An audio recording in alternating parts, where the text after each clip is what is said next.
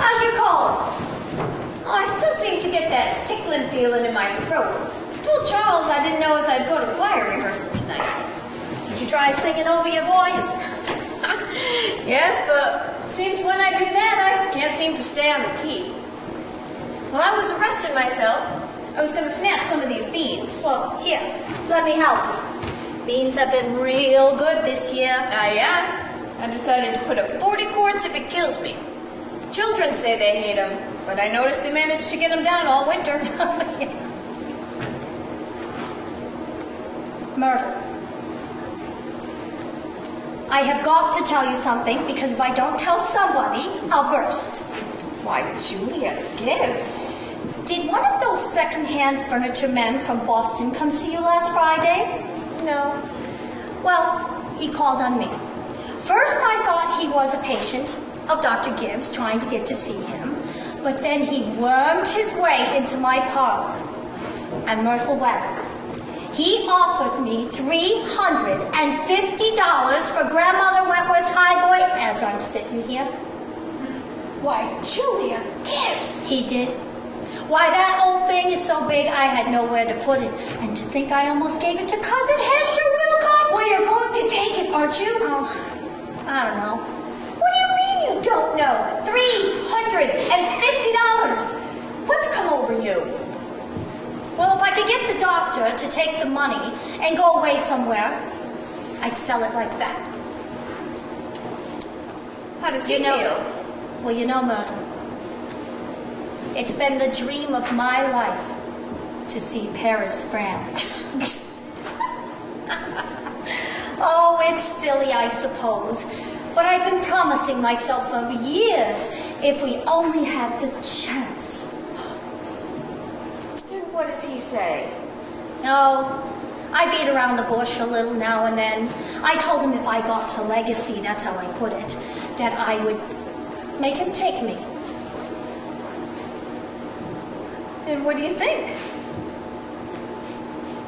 Well, I haven't heard a serious word out of him since I've known him. No, he said, it might make him discontented with Grover's Corners to go traipsing around Europe. Better let well enough alone, he says. You know, every 2 years, we go to the battlefields of the Civil War. That's enough treat for anybody, he says. Well, Mr. Webb just admires the way Dr. Gibbs knows everything about the Civil War. Mr. Webb's a good mind to give up Napoleon and move over to the Civil War. Only Dr. Gibbs, being one of the greatest experts in the country, just makes him despair. Well, it's a fact. The doctor's never so happy as when he's at Antietam or Gettysburg. Myrtle, the times I have walked up and down those hills, going from bush to bush, pacing it all out like we was gonna buy it. Well, if that second-hand man is serious about buying it, Julia, you sell it. And you'll get to see Paris all right. You just keep dropping hints from time to time. That's how I got to see the Atlantic Ocean. Well, I'm sorry I mentioned it. Only it seems to me that before you die, you ought to go see a country where they don't speak in English. And don't even want to. And I thank you, ladies. At this time, I'd like to give you all a little scientific information about our town. So I have invited Professor Willard from our state university here this evening. Professor Willard? Professor Willard? Ladies and gentlemen, Professor Willard from our state university. Just a few brief words, please, Professor. Our time is limited this evening. Grover's Corner. Grover's Corner lies on the old Pliocene granite of the Appalachian Range. It's some of the oldest land in the world. We're very proud of that here. Of course, there are some more recent outcroppings Sandstone showing through a shelf of Devonian basalt, and some vestiges of Mesozoic shale, but these are comparatively new, perhaps 200 or 300 million years. Now, there are some interesting fossils. I may say unique fossils, found 2 miles north of the Peckham farm, in Simon Peckham's cow pasture. These can be seen at the museum at the university at any time. Well, that is in a reasonable time. Shall I discuss Professor Gruber's notes on the meteorological situation, mean precipitation, etc.? Well, actually, Professor, we could use a little history on the man here in Grover's Corner. Oh, anthropological data. Yes, Professor. Yes, where is that? Yes. Oh, yes. Early Amerindian stock, Cotahatchee tribes. No evidence of this era before the 10th century. Now virtually disappeared. Of course, there are some traces in 3 families of early migration, of 17th century migration of English blue-eyed brachiocephalic stock, but since then some Slav and Mediterranean And the population, Professor Willard? within the town limits, 2,640. Oh, yes. The population is 2,642. The Postal Service brings in 507 more for a total of 3,149. Birth rates and mortality rates are constant by McPherson's gauge, 6.032. Very good. Well, I'm sure we're all much obliged to you, Professor. Thank you so much for coming. Professor Willard, ladies and gentlemen. And now for the social and political report. Mr. Webb? Mr. Webb?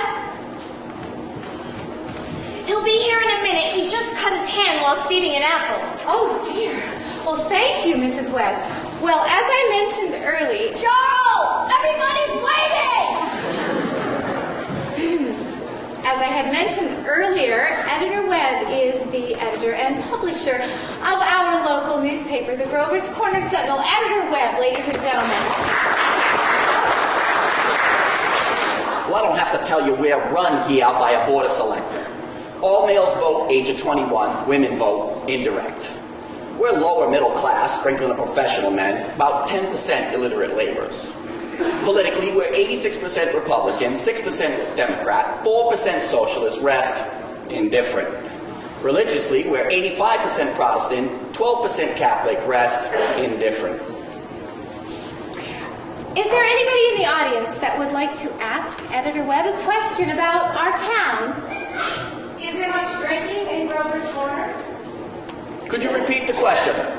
I asked, is there much drinking in Grover's Corner? Well, ma'am, I don't know what you'd call much. Saturday night, the fam hands meet down at Clyde Greenbow's stable and holler some, and we've got 1 or 2 town drunks, but they're always having remorses every time an evangelist comes to town, so... No, ma'am, I'd say liquor ain't a regular thing in the home here. Except in the medicine cabinet. It's right good for snake bite, you know. Always was. Is no one aware? Excuse me, sir. Would you speak up, please, where we can all hear you? Is no one aware of social injustice and industrial inequality? Oh, yes, everybody is something terrible. Seems like they spend most of their time talking about who's rich and who's poor. Then why don't they do something about it? Well, I don't know. I guess like everybody else, we're hunting for a way the sensible and diligent can rise to the surface, and the lazy and quarrelsome can sink to the bottom. But that's not easy to find. Meantime, we do what we can to help those who can't help themselves, and for those that can, we leave them alone. Are there any other questions? Mr. Webb. Yes, ma'am. Mr. Webb, is there any culture or love of beauty here in Grover's Corner? Well, ma'am, ain't much. Not in the sense you mean. Well, come to think of it, there are a couple of girls who play the piano at the high school commencement, but they ain't happy about it. No, ma'am, ain't much culture here, but maybe this is a place to tell you about pleasures of a kind we have. We like watching the sun come up over the mountains in the morning, and we notice a great deal about the birds. We pay a lot of attention to them. And then there's the change of the seasons. Everybody enjoys those. But those other things, you're right, they ain't much. There's Robinson Crusoe and the Bible. And there's our Handel's Largo. We love that. And, oh yeah, Whistler's Mother. Those about as far as we go. And I thank you, Editor Webb. Thank you very much. Ladies and gentlemen, Editor Webb. Well, now we will go back to the town. It's 2 o'clock. And all 2,642 have had their lunches. And all the children, having had their lunches, have now gone back to school. And there's a buzzing and a humming coming from the school buildings. And there's an early afternoon calm about the town. You all remember what it's like. Doc Gibbs is over in his office tapping people and making them say, ah. And Editor Webb is mowing his lawn. You know, 1 man in 10 thinks it is a privilege to push his own lawnmower. I can't, Marguerite. I've got to go home and tell my mother. I promise. Goodbye. Goodbye, Emily. Emily, walk simply. Who do you think you are today? Oh, Papa, you're terrible. 1 minute you tell me to stand up straight, and the next minute you call me names. I simply don't listen to you. Well, golly, I've never been kissed by such a great lady before.